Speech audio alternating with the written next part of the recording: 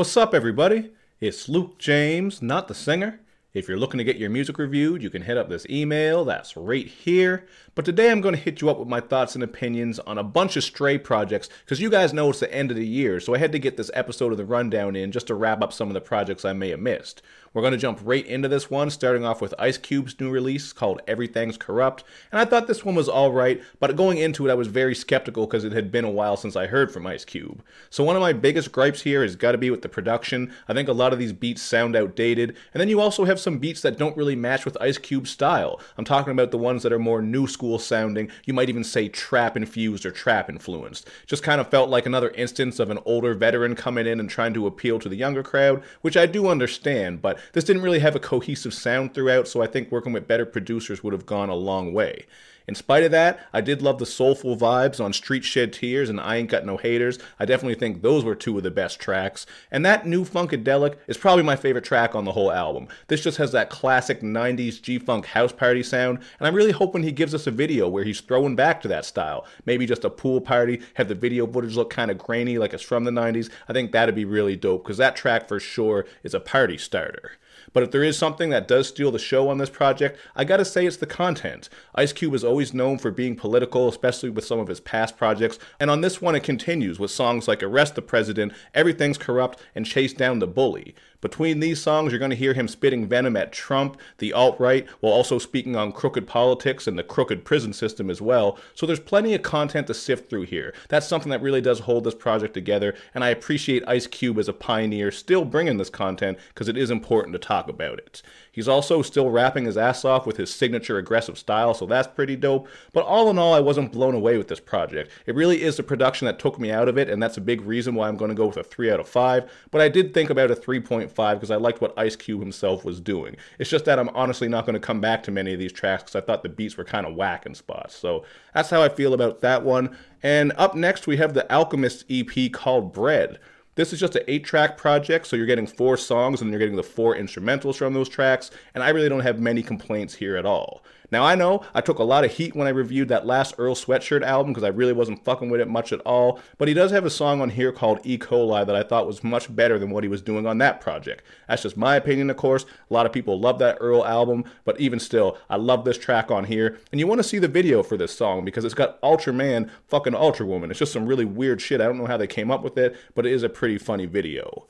You're also getting this track called Rey Mysterio that has some beautiful vocal samples on it, as well as some typical street shit from Westside Gunn and Conway. They're always bringing that quality street rap, so I like what they did there. And Conway also has a solo called Mac 10 Wounds, where he's continuing to come with this grimy shit. So this overall project has that grimy and gritty sound. I know those words are played out, but they just work perfectly when describing this type of shit. So you can wrap the album up with the Black Thought and Rock Marciano collaboration called Roman Candles. They're just going in over a beautiful jazz instrumental. This is a really solid project, man. Definitely fucking with this one. I'm going to give it a 4 out of 5, and there's no reason for you to sleep on it because it is so short. You're just getting the 4 songs, then the 4 instrumentals.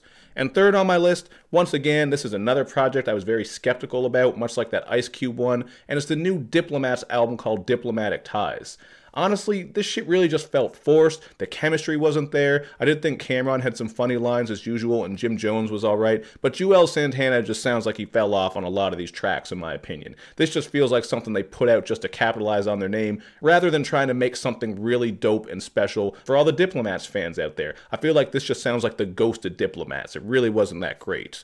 I will say Intro, Dipset Forever, and Sauce Boys are 3 of the standouts. You are getting some Heatmakers production here, so that's something that does help this project. But of course, you're also getting some more mainstream new school attempts that really don't match with the Diplomat style. I'm talking about the tracks On God and No Sleep, the latter of which features this awful Tory Lanez hook. So I don't really have too much more to say about this one. You might want to check it for the nostalgia factor, and if you are a Diplomats fan, maybe you'll appreciate this for what it is. But to me, it just felt like something, somewhat of a cash grab maybe. They just said, fuck it, let's come together and try to capitalize on what we used to do. But this shit to me was forgettable. Not going to come back to it, so I'm going to go with a 2.5 out of 5 on this one. But fourth up on our list is the Underachievers album called After the Rain, and admittedly, this one did have to grow on me. When I first heard it, I wasn't a fan of the bright, poppy sound that they had going on, especially with some of those more poppy vocalists on the hooks, but even still, as I listened through, it did grow on me because of the positive content. They really are inspirational and positive on here, as they're just rapping about overcoming drugs, speaking on mental illness and all kinds of issues like that, even suicidal thoughts. So this is one of those projects that you put on when you just want something very positive and you need that in your life. You know what I'm saying? I still think the production does get a bit samey throughout. Even the content can be samey at times, but there are some nice beats on here too, like Cyclone, where you're getting these beautiful vocal samples, and then on Nightmares and Dreams, you're getting these horns that come into play. So there are moments that I like here. I also got to shout out the songs Downpour and Channeling, where they really open up about addiction and trying to find new ways to be happy.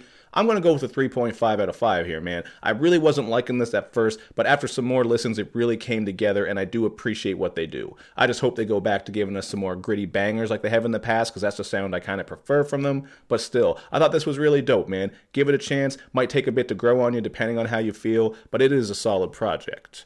And fifth up, we have Statik Selektah and Termanology's project called Still 1982. When you see these two names coming together, you know what you're going to get. Statik Selektah is great at the sampling. He often comes through with jazzy sounds as well as some of that more gritty and grimy shit. Again, I'm saying gritty and grimy. And Termanology has been around for a long time, man. He's been putting the work in. He's a great lyricist. So these two coming together makes for a good project, but it's also a lot like a compilation because pretty much every song has someone different on it. I think Termanology is not even on every track, so it's cool for what it is. I thought the song 30 Shots stood out. You're getting Conway and Chris Rivers going in over this beautiful horn and vocal sampling production from Statik Selektah. This was one of my favorite beats on here, and the bars were tight. But the track that stood out to me the most has got to be Fuck Your Lifestyle by Beans and Nems. I thought Beans absolutely bodied this shit. I'm not familiar with him, but now I got to get familiar because I like what he was doing on here. Has this very aggressive style, and he's just spitting some really hard shit. And the beat on this, god damn, this is low-key one of my favorite beats of the year. It is just hard as fuck. You got this heavy bass under it, and there's this weird little, almost flute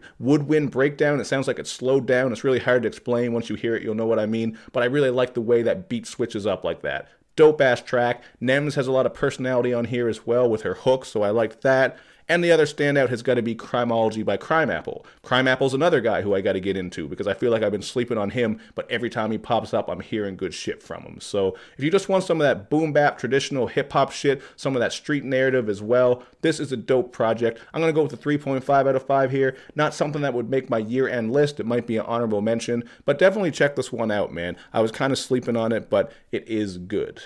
And lastly, we are going to talk about this album from Locksmith called Ali. I was really looking forward to this because I love the project he did with Apollo Brown called No Question, but this one was honestly a letdown. I think the production he had on that last project really suited him better because on this one you're getting a lot of generic, kind of mainstream aimed trappy bangers, man. Just some heavy bass, which does thump. I'm not going to take away from it, but it does sound so bland and generic, man. A lot of these beats I wasn't fucking with at all, and that's not to take away from Locksmith. I'm not saying beats are everything because he snaps all over this project. You know, Locksmith comes through with that rapid style as well as some technical skills, but I don't know, man. This shit to me was very forgettable. I do like the song Prison, though, where he speaks on how Kanye was saying all that wild shit about slavery and people still bought his album. And there is a lot of good content here where he speaks on his family, just the makeup of his family, including immigrants, people who have been drug addicts, people who got involved in crime, and those sorts of things. You are getting some personal content here because the album is named after his real name. And in spite of some of the tracks that I didn't like because of the production, there were a couple moments that I thought were good with the beats. Like No Lies, where you're getting this jazzy lounge feel. The song Stars has some nice sample-based production as well as a solid Murs feature, and The Emperor's Clothes featuring Vinny Paz is probably the most hard-hitting joint on here. At least it was to me. I love that beat. I love the way these two showcase chemistry. So there were a couple tracks I took from this. Not going to say it's bad, but I'm very disappointed by the production, man. That really took a lot out of here, but there's still some pretty good content. It's a lot like Ice Cube's album in that sense. You're going to get the bars, you're going to get some shit to pick at if you like lyricism, but as far as the actual sound, sonically, wasn't really fucking with it. But that's just my opinion, man. I listened through all these projects a couple of times and took my notes, so that's what I came up with. But you guys let me know in the comment section what you think about these projects, and we're getting very close to year-end list time, so stay tuned for that. Like I always say, make sure you do all that good YouTube and social media stuff. You also want to check out the new episode of the podcast because me and Mike Seatown went over the best horror movies of 2018. You can find that on the channel as well as Spotify, SoundCloud, and iTunes. Do all those good things, man. Show me love and show me lots of it. Thank you for watching, everybody. I will see you next time.